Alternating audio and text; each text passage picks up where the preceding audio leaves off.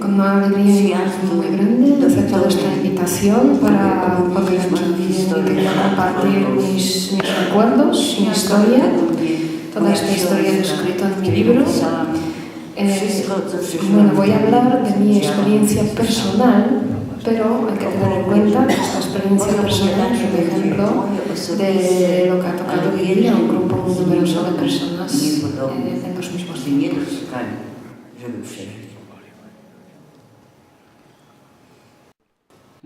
He nacido en Varsovia y cuando empezó la guerra tenía 10 años.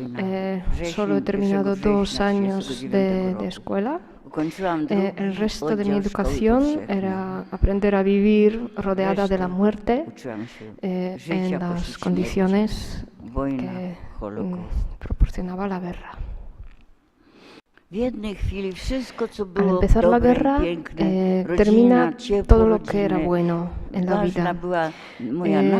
Terminan las preocupaciones normales de las personas, como en mi caso era sacar buenas notas para pasar de la segunda clase a la tercera en el colegio.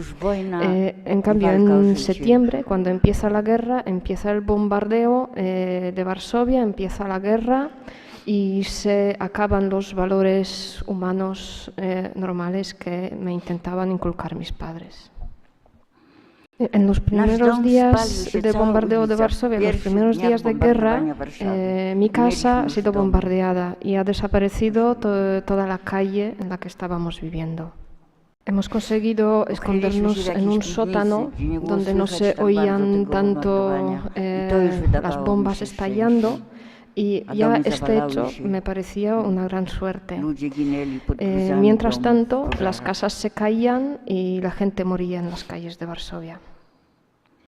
A pesar de esta experiencia tan terrible de los bombardeos, entonces todavía no nos dábamos cuenta, pero lo peor estaba por llegar. No nos lo podíamos imaginar ni entonces.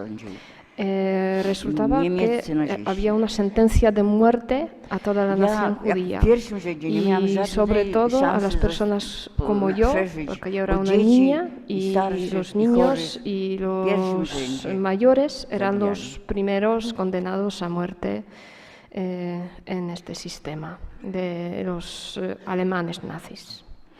Después de 3 semanas de bombardeo,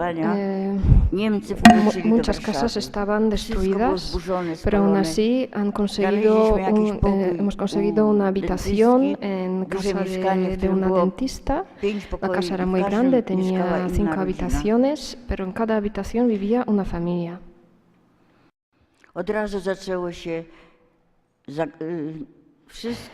Han empezado todas las prohibiciones para los judíos. Por ejemplo, los judíos no podían viajar en tren, no podían ir al colegio, no se podían reunir en sus sinagogas para rezar.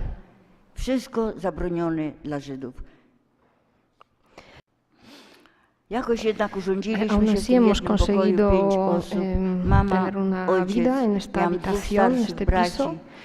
Vivíamos ahí 5 personas, yo, mis padres y mis 2 hermanos mayores, Marek, 11 años mayor que yo, y Hilek, 7 años mayor que yo. De toda la familia, la más cercana y también otros familiares, solo he sobrevivido yo y mi hermano mayor, Marek.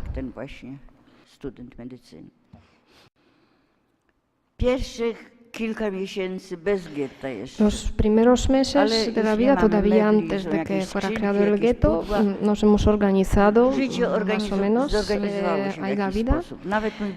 Incluso mi hermano me estaba enseñando la gramática, la lengua polaca, me estaba enseñando un poco matemáticas, bueno, las cosas normales que suelen aprender niños a esta edad. Era un tiempo muy duro, no había trabajo normal, solamente unos trabajos muy duros, muy mal remunerados para los alemanes. La gente sobrevivía vendiendo todo lo que tenía, todo lo que podía vender. También había un riesgo de andar por la calle porque a veces cerraban una calle y ahí se llevaban a toda la gente para trabajar en Alemania. Pero bueno, esto le tocaba solo a algunos. Todavía no era un sufrimiento generalizado que afectaba a todos. Había un toque de queda, tanto para los judíos como para los polacos, y también las matanzas de los alemanes empezaron por la gente de una posición en la sociedad que podía crear la opinión. Los intelectuales, por ejemplo, estos enseguida los cazaban y se los llevaban para matarlos. De repente, después de varios meses, los alemanes decidieron que todos los judíos tenían que vivir en solamente un barrio. Era un barrio el más pobre, con las peores viviendas de toda la ciudad. Ahí crearon el gueto y dieron a la gente solo 2 horas para que se trasladase, para que abandonase las casas donde estaban y se instalase en el gueto. Además de confinar a todos los judíos en solamente un barrio, los judíos mismos tenían que vallar su propia cárcel. Es decir, aún así, todos los productos eran muy caros. El pan era más caro de un día para otro, era muy difícil conseguir comida. Hemos podido mantenernos gracias a mi hermano que trabajaba en el hospital y también al trabajo de mi padre que trabajaba en una fábrica que caía en la parte aria de la ciudad y tenía contactos con los polacos, con lo cual mi familia no ha pasado hambre. Durante 2 años se ha prolongado la vida en el gueto, que era horrible porque había epidemias, la gente se moría en la calle, tanto de las enfermedades como del hambre. Y además, en un momento dado, los alemanes decidieron que el gueto tenía que ser más pequeño todavía, entonces reducen su territorio y así la gente se queda incluso más afinada en este espacio tan pequeño. Esto se ha prolongado durante 2 años hasta que tenía 13 años.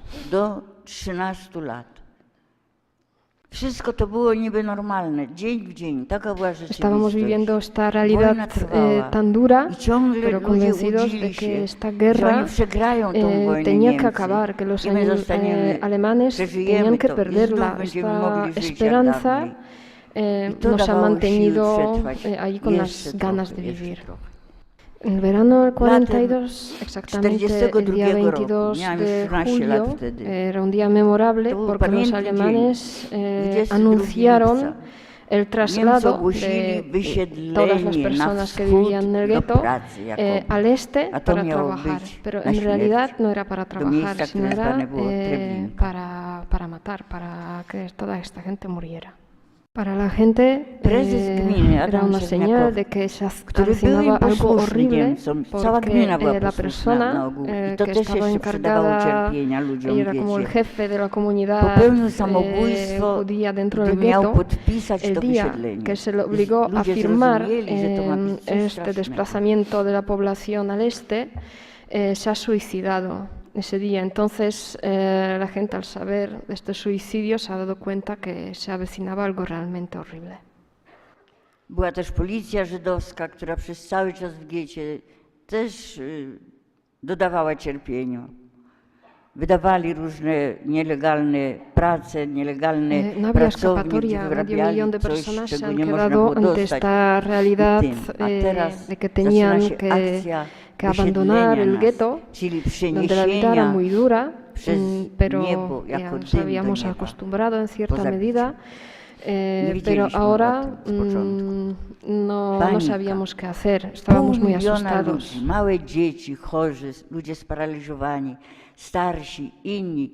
Co zrobić? Nie ma ucieczki. Nie ma ucieczki, po prostu. Zaczęły się łapanki na Żydów. Każdego dnia. od rana do wieczora, wieczorami, nocami nie. Co dzień este blokowali część se getta. realizaba Wchodzili do wszystkich bloqueando domów w tych zablokowanych unas ulicach calles, i una wyciągali determinada calle la ludzi bloqueaban los biciem, alemanes strzelaniną y ahí cogían todas las na plac, personas, na incluso ulicę entraban en i las casas prowadzili do ostatniej stacji, para sacar a która toda la była gente y los llevaban placem a una przed plaza szkołą mojego młodszego brata, donde había la última estación de tren ogrodzone, y allí z którego nie było wyjścia. llenaban los vagones Tam que estaban ya esperando szyny i y pociągi al día se i podían tam llevar 10 a stamtąd 15 wysyłali mil personas, codziennie 10 a 15 mil po 10 judíos tysięcy, del gueto a 15 la tysięcy muerte a los Żydów campos. złapanych w ciągu dnia. Durante varios Ubraliśmy na meses siebie całą nos estábamos najlepszą escondiendo, odzież, siempre teníamos żeby mieć z puesta sobą nuestra gdzieś tam mejor na ropa, wschodzie. Nie wiedzieliśmy porque jeszcze, si zabijają los tam. alemanes conseguían cogernos para que I mama tengamos wzięła calor koszyczek allí en do el ręki, este, donde nos włożyła tam iban a trochę llevar. mąki, trochę cukru También mi i madre ha butelki preparado una oliwy, bo cesta chleba con już nie można comida, było lo poquito dostać, que chyba że za quedaba, dolary, za lo walutę. poquito que ha podido conseguir, por Zaczęliśmy ejemplo, się el pan ukrywać. ya era Strychy, imposible de piwnice, comprar. kryjówki, żeby nas Lo nie llevábamos siempre con nosotros, tak w ciągu pero claro, nos kilku estábamos miesięcy. escondiendo para que no nos llevaran. Todavía no sabíamos exactamente que nos llevaban a la muerte, pero no nos esperábamos nada bueno, así que preferíamos quedarnos en el gueto. Los trenes no eran trenes de pasajeros, como los conocemos hoy, eran trenes de mercancía, eran vagones para ganado y además se llenaban a tope estos vagones, de forma que cuando el transporte llegaba al campo, una parte de las personas que iban ahí ya se habían asfixiado. Cada vez más había casas vacías. En estas casas había objetos que habían dejado sus habitantes, como libros, fotos, pero todo esto era superfluo, todo esto no lo necesitaba ya nadie. Lo único que nos interesaba era escondernos, sobrevivir. Vivíamos de la manera que durante el día teníamos que estar escondidos sin hacer ningún ruido, tumbados en algún sótano o en algún ático de una casa. Podíamos salir solamente cuando caía la noche, es cuando podíamos entrar en una casa y dormir encima de una cama de alguien con toda nuestra ropa puesta. Y entonces también mi madre cocinaba un poquito de harina con agua, que era nuestro único alimento en aquel tiempo. La actitud de mi madre era admirable, era una mujer tranquila, calmada, pero tenía una entereza increíble de poder cocinar en las cazuelas que no ha visto antes nunca. Entraba en una casa para poder prepararnos una cena en estas condiciones, cuando cada rincón, cada momento nos hacía recordar la muerte que nos rodeaba por todas partes. Ella no perdía de la vista este deseo de sobrevivir, ella y sus hijos, y así se esforzaba para poder darles de comer todos los días. Después de un mes en estas condiciones nos han cogido. Hemos salido a la noche, como siempre estábamos acostumbrados, que a estas horas de la tarde ya no cogían a nadie para llevárselo. Entonces salimos y ahí nos cogieron. Ojciec wtedy pracował gdzie wyrabiało się buty dla wojska niemieckiego. Entonces mi padre trabajaba en la fábrica de calzado para el ejército alemán y mi hermano Hilek trabajaba en la plaza esta donde había la estación de tren, porque cada día había ahí unas escenas muy duras porque las personas no querían subirse al tren, entonces con los empujones o incluso disparos los alemanes metían ahí a la gente en los vagones. Entonces, cada día después de esta acción, algunos de los judíos, por supuesto, tenían que recoger la plaza, es decir, retirar los cuerpos. Y en esto trabajaba mi hermano, que tenía entonces 19 años. Bueno, pero este día, cuando nos cogieron, estábamos ahí los 4 i nos cogieron a los 4. A my pierwsza złapana 4 teraz. Entonces nos llevaron a todos a la plaza, ahí donde la estación de tren. Claro, es un momento muy duro donde la gente pierde hijos, los está buscando, no sabe, algunos intentan esconderse, evitar subirse al tren para ir ahí al futuro incierto. Y en medio de esta situación sacan los alemanes a una ametralladora y la colocan apuntando a la gente que estaba en la plaza. Estábamos muy asustados en esta plaza porque no había tren, solo la ametralladora. Y entonces mi padre nos ha abrazado, a mí, a mi madre y a mi hermano, que estábamos allí. Nos estábamos mirando los ojos pensando que era lo último que íbamos a ver. Entonces mi madre, que estaba siempre muy calmada, muy tranquila, nos dijo, todos tienen que morir algún día, nosotros por lo menos estamos juntos. Y en este momento pensábamos que ya dentro de un momento no estaríamos vivos. En este momento ha llegado un tren. Bueno, sentía la esperanza de que nos llevaría algo.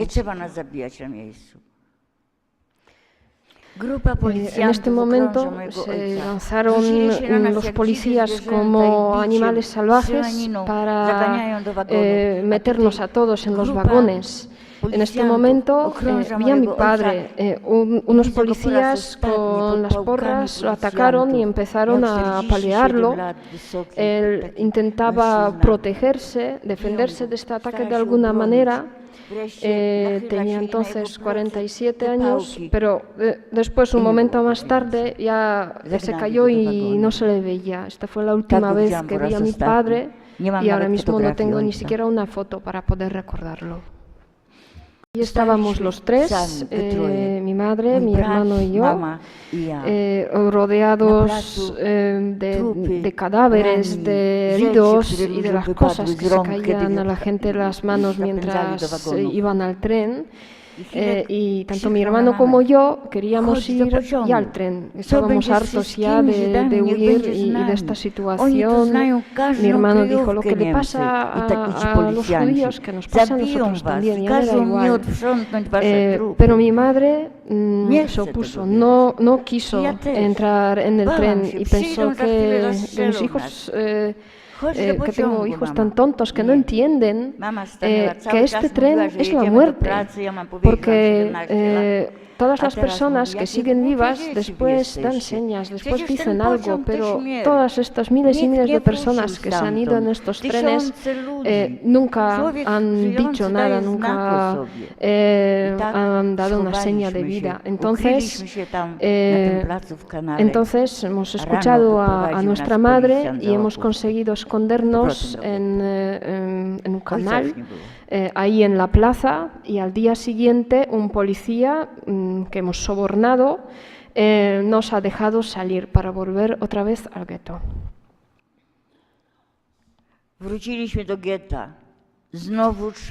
Otra vez en el gueto teníamos que escondernos otra vez. En estos tiempos mi madre ha conseguido trabajo confeccionando uniformes para los soldados alemanes y su remuneración por este trabajo era el derecho a la vida. Pod koniec października przerwali te akcje, przestali już wyciągać Żydów do pociągu. Al final de octubre, los alemanes dejaron de sacar a la gente del gueto. Quedaron entonces muy pocos, como más o menos 40.000 judíos. Allí, bueno, algunas familias han desaparecido por completo.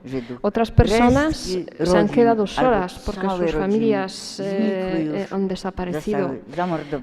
Este es el caso de la novia de mi hermano Hirek, con la que se casó allí en el gueto, porque se ha quedado de repente sola. Toda su familia ha sido sacada de allí.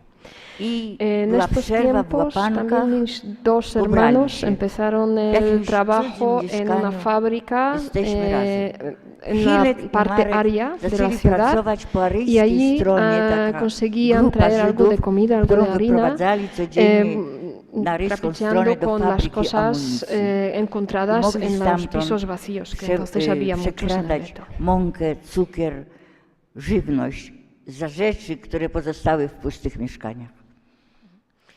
Zima 43 rok. En el invierno del año 43 les llegaron las noticias de la derrota de los alemanes en Stalingrado. Entonces empezaron a tener esperanza de que, bueno, ya los que quedamos sobreviviremos, porque la guerra no va a durar mucho más. Czyli likwidują nas wszystkich. Powiedz. Organizuje się powstanie w Getcie. Bueno, por un lado teníamos la esperanza de que termine pronto la guerra, pero entonces es cuando nos enteramos que los alemanes planean liquidar el gueto. Ante esta noticia aparece en el gueto la resistencia, porque ya no hay este consejo que gobernaba el gueto, no existe ya la policía judía. Quedan solamente las personas que quieren oponer resistencia y se están preparando a hacer este levantamiento del gueto de Varsovia. Estaban construyendo unos búnkers debajo de la tierra donde se preparaban los lugares para que la gente pueda sobrevivir unos meses. Entonces la gente pensaba que, bueno, por un lado con el levantamiento y la resistencia que le querían oponer a los alemanes y que ya se acercaba la derrota de los alemanes, porque por las noticias de Stalingrado es lo que pensábamos. Queríamos sobrevivir allí en estos búnkers los últimos meses hasta la liberación y el fin de la guerra. Mi madre estaba preparando con los productos que traían mis hermanos de la zona área, unos víveres para que tengamos algo de comida, una comida que no se podría pudrir, algo duradero, para que podamos sobrevivir en los búnkers. En este invierno teníamos la esperanza de que en primavera iba a acabar todo. A veces de noche estaba escuchando a mi madre hablar con mi hermano a ver cómo podrían ayudarme a mí, cómo podrían salvarme a mí. Y mi madre a veces decía que igual podrían entregarme a un convento donde se podría esconder y salvar de la muerte como judía. Pero yo no quería saber nada de separarse de mi madre. En estos tiempos también mi madre siempre me decía que tenía que decir a la gente que tenía 17 años, porque a los niños no se les necesitaba para nada, eran los primeros que se esperaba la muerte. Así que ya aunque tenía entonces solamente 13 años, tenía que decir que tenía 17.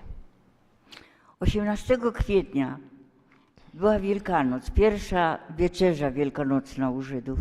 El día 18 de abril, durante la Semana Santa, fuimos al búnker y hicimos muy bien porque esta misma noche los alemanes rodearon al gueto para liquidarlo, pero no hemos conseguido llevarnos con nosotros esta comida que teníamos preparada. Mi madre solo llevaba una pequeña cesta con un poco de oliva, azúcar y harina.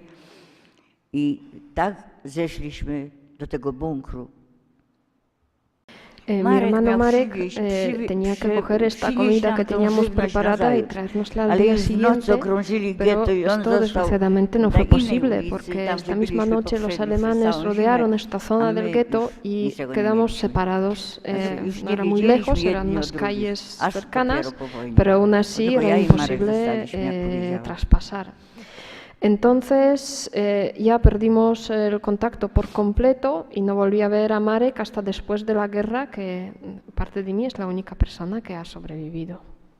En el búnker había mucha gente, esto causaba conflictos, discusiones, no sabíamos muy bien si era de día o de noche, intentábamos alternar nuestros ritmos para que los alemanes no nos oigan, no nos saquen de allí y que no nos lleven a estos trenes que llevan a la gente a la muerte. En el búnker había mucho calor, estábamos tumbados allí casi desnudos por el calor que había y había también mucha hambre. Yo tenía mucha hambre, mi madre me daba un trocito de azúcar, pero esto era muy poco. Todavía otras personas sí que tenían comida, tenían más que nosotros, pero no lo compartían porque no sabíamos cuánto tiempo íbamos a quedarnos en el búnker. Los alemanes sabían de que la gente se escondía en los búnkers y al cabo de 3 semanas, buscando por el gueto, cambian de táctica y empiezan a incendiar calles enteras. Entonces, la gente escondida en los búnkers se asfixiaba por la inhalación de humos y había otros búnkers donde los humos no llegaban, entonces los alemanes los inundaban con agua para acabar con la vida de los escondidos. En esta situación tan dura, cuando ya no se podía respirar, en el búnker no había aire, no había oxígeno para poder respirar, era imposible prender fuego a una cerilla, por ejemplo. La gente mojaba sábanas, toallas con agua para poder refrescarse, para poder respirar. Y en esta situación, una persona que no ha aguantado ha salido del búnker y nos ha traicionado. Este momento era horrible. Mi madre me ha despertado, se espabila, despierta, nos han descubierto. Estas palabras eran horribles para mí, esto era el fin de todo, nos han descubierto. ¿Qué va a pasar? A finales de mayo, todos los organizaron el levantamiento, toda la existencia ya prácticamente no existía, ya los han matado a todos.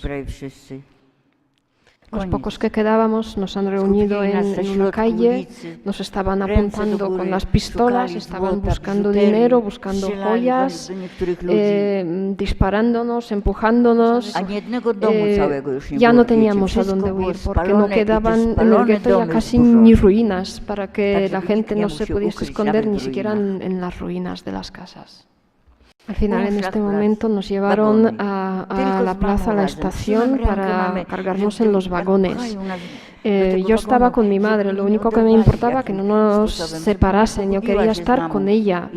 Y al final, en la estación sí que entramos en un vagón, entre yo con mi madre, mi hermano, también una prima que entonces estaba con nosotros, y él en un momento... El vagón ya estaba lleno, ya pensábamos, ya vale, ya está lleno, pero estaban allí pegando a la gente en la entrada del vagón para que entrasen más. Entonces la gente se cayó dentro del vagón y entraron unos encima de otros y así caía más gente y entonces es cuando cerraron la puerta. Eran más de 100 personas en el vagón. El viaje era terrible, la gente se desmayaba en el vagón y desmayándose caían sobre la gente que ya estaba ahí en el suelo y les asfixiaban por su peso. No había agua, no había nada para beber. Mi madre en su cesta tenía una botella, pero era aceite, era líquido, pero que no era apto para beber. Y en toda esta situación tan terrible, mi madre me seguía diciendo que vamos al este, que vamos a trabajar. Ya me daba cuenta de que esto era mentira, que en realidad nos esperaba la muerte, pero yo estaba ansiosa por escuchar cada mentira piadosa de la boca de mi madre porque es lo que necesitaba en aquel momento. Esto era insostenible, queríamos llegar, ya nos daba igual a dónde, pero que este terrible viaje se terminase por fin. En un momento estaba ya tan débil que me he desmayado, he caído al suelo y estaba ahí tumbada y de repente alguien también se ha caído encima de mi cara. Y entonces he sentido una fuerza que me ha permitido salir y poder respirar, poder otra vez salir a la superficie por encima de otras personas para poder sobrevivir. Era una fuerza tal que he conseguido sacar mis pies de unos zapatos, que eran unas botas altas, atadas, y aún así he sacado a los pies que por eso después los tenía heridos. Y me he quitado toda la ropa por el calor que hacía, y así he llegado a la ventana y por fin he podido respirar. Cuando he llegado a la ventana he conseguido sacar la cabeza para poder respirar. Caía un poco de lluvia. Ahí fuera estaban viajando en los escalones de los vagones los alemanes con sus armas. Y en un momento, cuando saqué la cabeza para respirar, he sentido el cañón de una de las armas de los alemanes en mi garganta, pero no me importaba, yo quería respirar. Pues de repente hemos llegado, hemos parado, era de noche, y los alemanes de repente a toda prisa nos mandaron fuera, salir del vagón. Allí estaba casi desnuda, antes me había quitado la ropa, así que a oscuras, a tientas, he conseguido un abrigo de hombre, me lo he puesto y he conseguido saltar del vagón, que era muy alto y no había andenes para bajar cómodamente. Al final he conseguido bajar del vagón saltando, a pesar de que tenía ya los pies heridos. Había una multitud enorme de la gente que salió de estos vagones, de estas condiciones terribles. Ya no parecían ni siquiera personas, pero aún así, en esta situación sentimos alegría, nos alegramos, porque estábamos casi en Lublin, estábamos en un campo llamado Majdanek, que nosotros pensábamos que era un campo de trabajo, no sabíamos que ahí había un campo de exterminio. Nosotros pensábamos que el único campo de exterminio que había era Treblinka, el más cercano a Varsovia. Al enterarnos que estábamos en otro sitio, nos alegramos mucho. Entonces fuimos andando al campo. Todos los que se veían débiles, enfermos, los que no podían andar, eran los primeros en morir, los fusilaban allí por el camino. Y yo tenía mis pies heridos, yo no podía andar. Entonces no tenía tampoco zapatos, porque los míos se quedaron ahí en el vagón. Entonces mi madre cogió unos zapatos de tacón de una mujer que estaba por ahí ya muerta y me los obligó a ponérmelos, pero eran muy incómodos. Entonces mi hermano ale akurat dochodzimy do miejsca, gdzie jest pełno Niemców i rozdzielają mężczyzn od kobiet. Pero no le dio tiempo a arrancar el otro, porque justo entonces llegamos a un lugar donde se separaban los hombres de las mujeres. Se separaban, entonces fuimos siempre. Entonces, muy rápidamente, el último abrazo, el último beso a mi hermano, para que él fuera a la parte, digamos, masculina del campo, y nosotras fuimos a la otra parte. Estaba muy alegre de estar allí, porque mi madre me decía: ahora nos vamos a duchar, ahora nos van a dar otra ropa, vamos a ir a los barracones, ahí nos van a dar de comer. Y yo estaba esperando impaciente este momento. Mientras tanto estábamos viendo que del grupo, de esta multitud de mujeres, estaban desapareciendo algunas las elegían como más débiles, más mayores, pero todavía no sabíamos que las mujeres que sacaban de esta multitud iban a la muerte, a las cámaras de gas. Kazali nam się rozebrać w jakimś baraku do naga, ale butów nie zabrali. Całą odzież. Entonces nos hicieron desnudarnos, solamente nos dejaron los zapatos, y de dos en dos íbamos acercándonos hacia las duchas. Yo iba con mi prima y detrás de mí iba mi madre con mi cuñada Hela. Entonces, para entrar en este paraíso, entre comillas, que era el campo, la edad era muy limitada, solo las personas jóvenes aptas para trabajar podían entrar. Mi madre entonces tenía 42 años y ni siquiera los aparentaba. Yo iba hacia las duchas con mi prima, pero no miraba hacia atrás, hacia mi madre, solamente miraba mis pies, porque mi única preocupación en este momento era dar el siguiente paso y no caerme. Y así avanzando poco a poco, al final nos encontramos en las duchas. No i nareszcie ten barak, ta łaźnia. En este momento de relativa felicidad de que me encontré en las duchas y al final estamos llegando a estos barracones, a este campo que deseábamos tanto llegar, quiero compartir este momento con mi madre y estoy por fin mirando atrás, buscándola entre las mujeres, pero no la veo, ¿dónde está? ¿Dónde está mamá? Y en este momento mi cuñada Gela me dice, tu madre no está, desde ahora yo soy tu madre. Y en este momento ya todo el mundo dejó de tener importancia para mí. Lo único que existía era que mi mamá ya no está conmigo. ¿Qué voy a hacer? Que no está mamá.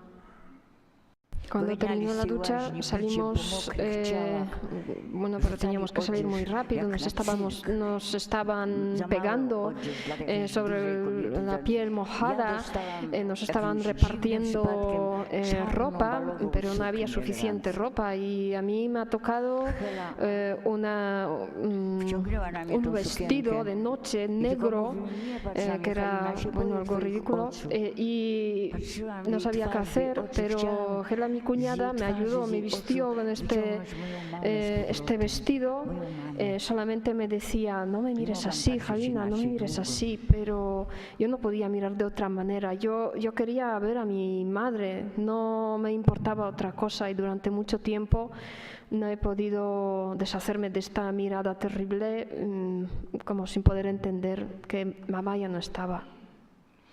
En los barracones las condiciones eran terribles, éramos 800 mujeres, no había sitio ni para sentarnos, entonces había que luchar por todo, estábamos luchando, pegándonos por el sitio para sentarnos, después trajeron la comida, es decir, una sopa, pero trajeron cuencos para 100 personas, entonces si no tenías el cuenco no podías comer, entonces la más fuerte, la más cruel es la que ganaba, la que conseguía el cuenco para que pudiesen servirle la sopa en él y así poder comer. Yo no tenía fuerzas para luchar, para mí luchaba Gela y gracias a ella he podido comer y sobrevivir estos momentos. La vida en el campo era horrible. Antes de que amanezca la mañana ya teníamos que salir del barracón.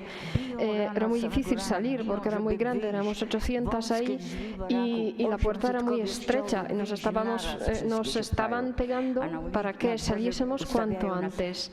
Ahí fuera en la plaza nos colocábamos de 5 en 5 en las filas para que nos contasen. Nos contaban a la mañana y después a la tarde-noche cuando volvíamos de trabajar.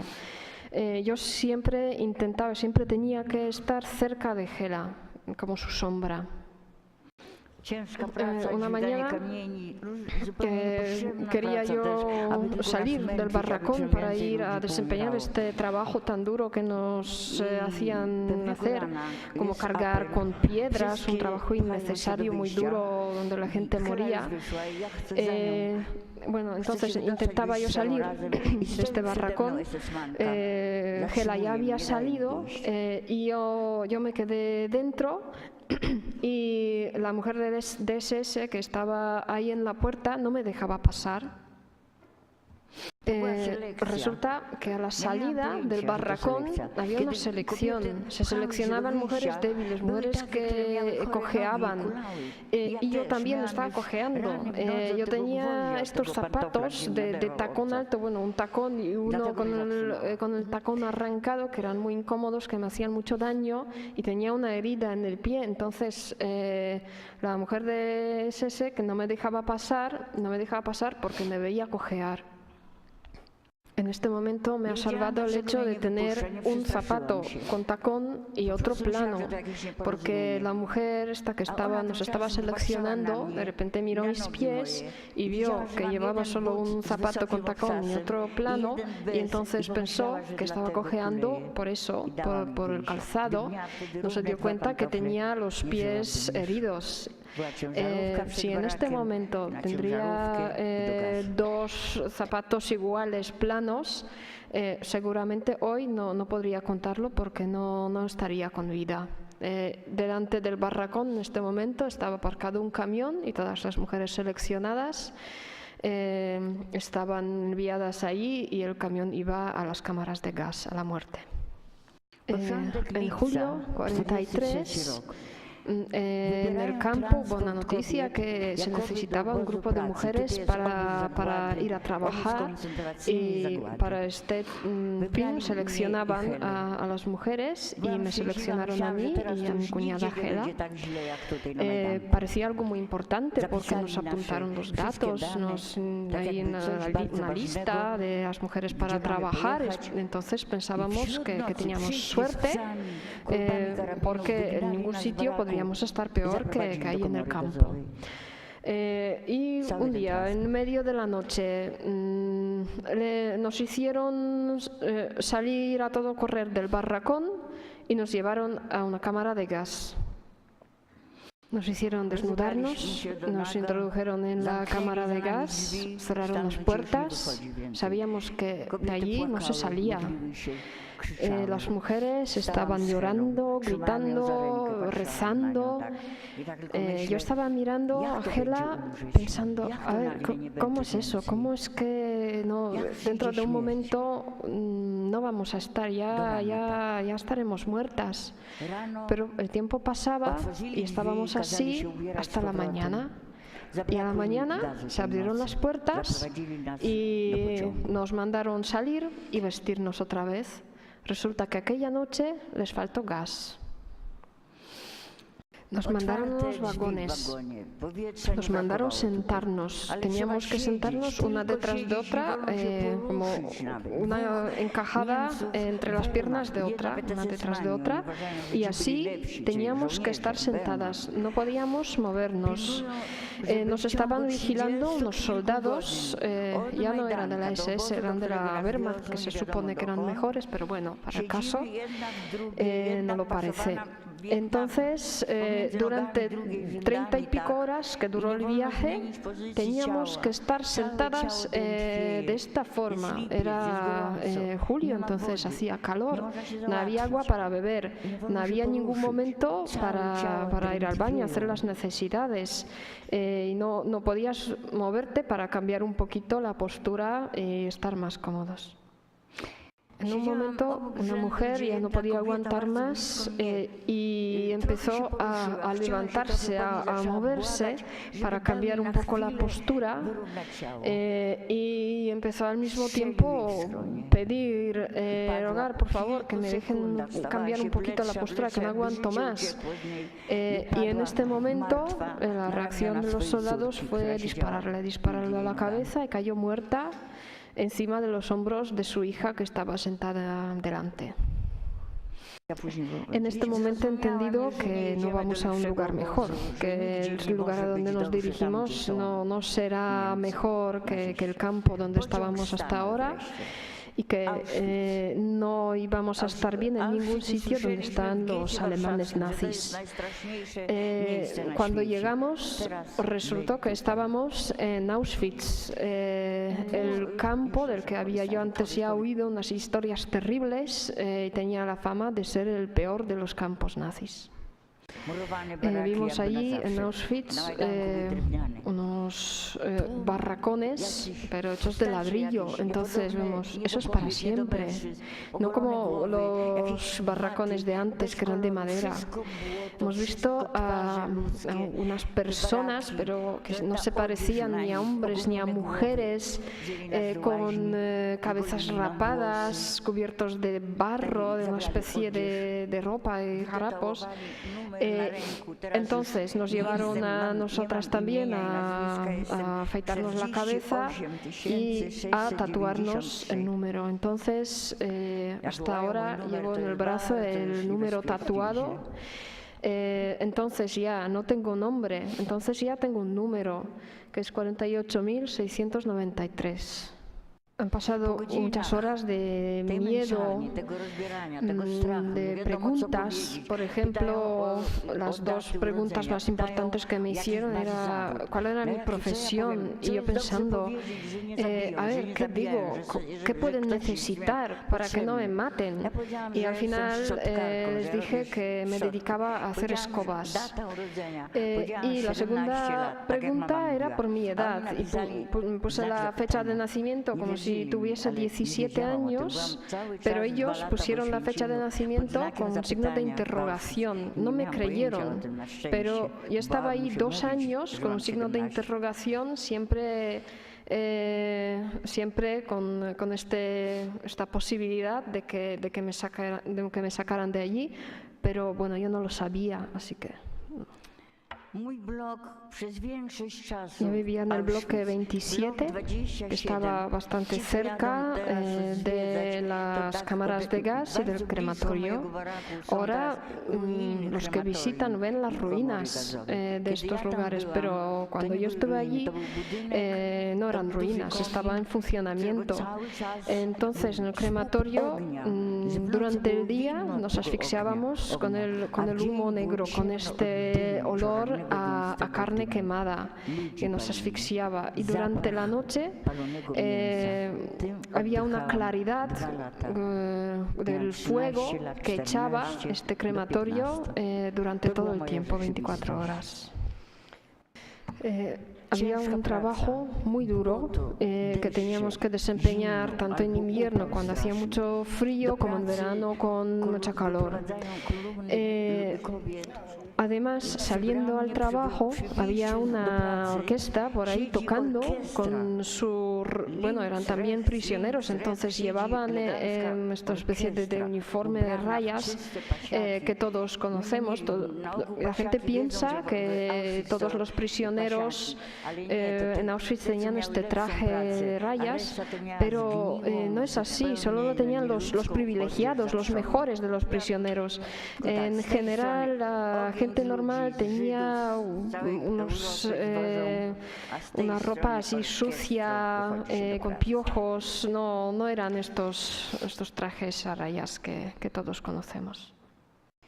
En el año 44 empiezan a traer los judíos de Hungría. Bueno, en el año 44 los alemanes ya sabían que estaban perdiendo la guerra, pero aún así se daban prisa por matar a todos los judíos que podían mientras podían hacerlo. Durante un tiempo estaba trabajando como haciendo una revisión de las cosas que dejaban las personas que iban a las cámaras de gas para mandar las cosas que estaban bien a Alemania.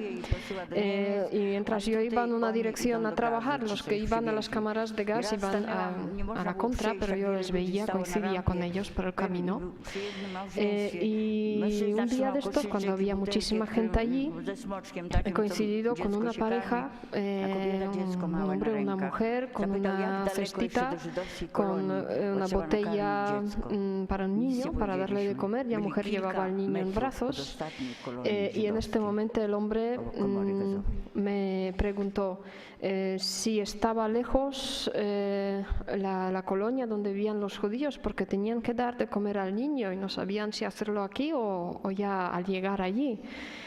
Y no pude contestar nada. No, estaban a unos metros ya de su destino, pero yo no les pude decir nada. En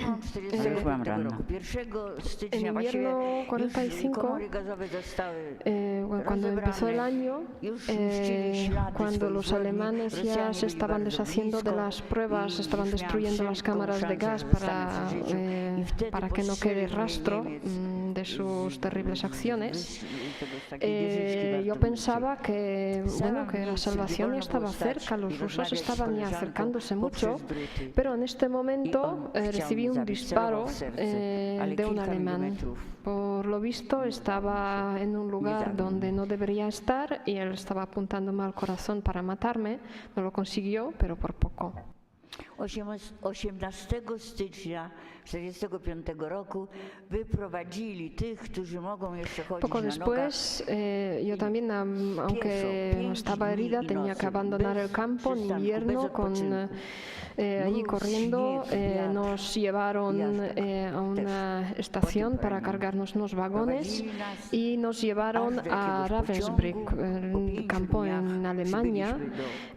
Después nos trasladaron a otro campo, pero bueno, finalmente el día 2 de mayo del 45 fuimos liberados de los alemanes y he podido volver a Varsovia.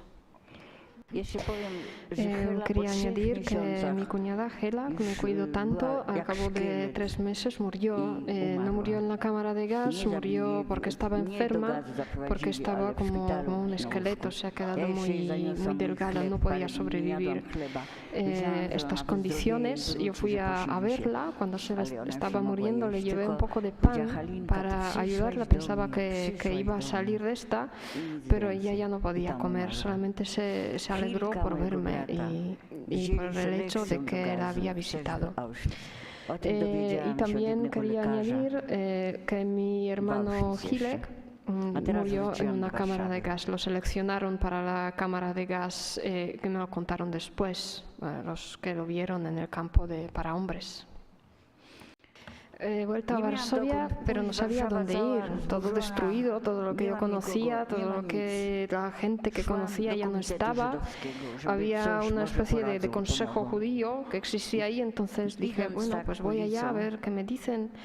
Y por el camino he visto a mi hermano mayor, a Marek, que iba en la bicicleta. Lo vi, lo llamé, él me vio, saltó de la bicicleta y me abrazó. Hace 2 años que no lo veía. Resulta que cuando lo llevaban al campo saltó del tren, le dejó pasar la noche en su casa, un campesino polaco, y así consiguió volver a Varsovia, porque Varsovia fue liberada ya en enero 45, así que ya llevaba varios meses viviendo ahí libre. Entonces consiguió también un piso porque se puso en contacto con unos amigos polacos de mi padre, así que así empezaba una nueva etapa de mi vida, una etapa muy dura porque era huérfana y claro, no era fácil, pero gracias a esto que he podido sobrevivir, estoy aquí ahora con vosotros, con todo este honor que es estar aquí y esta bienvenida tan calurosa que me dais y os doy muchas gracias por todo. Un aplauso para Halina.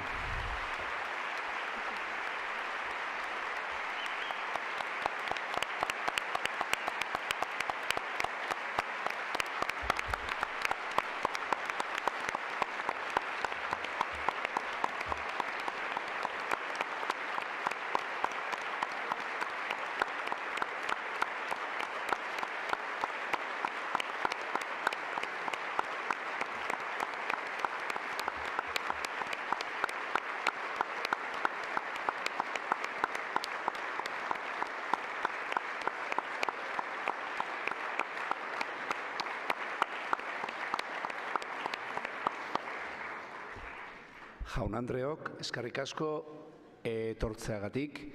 Señores y señores, muchas gracias por haber venido y por compartir esta historia viviente que es Halina, una persona llena de cariño, de sencillez, pero que es una transmisión de una vida que no debemos de olvidar nunca. Ella, como ella dice, no existe el mal, el bien, existen personas buenas y existen personas malas. De lo que se trata es de que lo que está haciendo ella sirva para hacer un mundo donde haya cada vez muchas más personas buenas. Gracias a todos. Eskerrik asko denoi.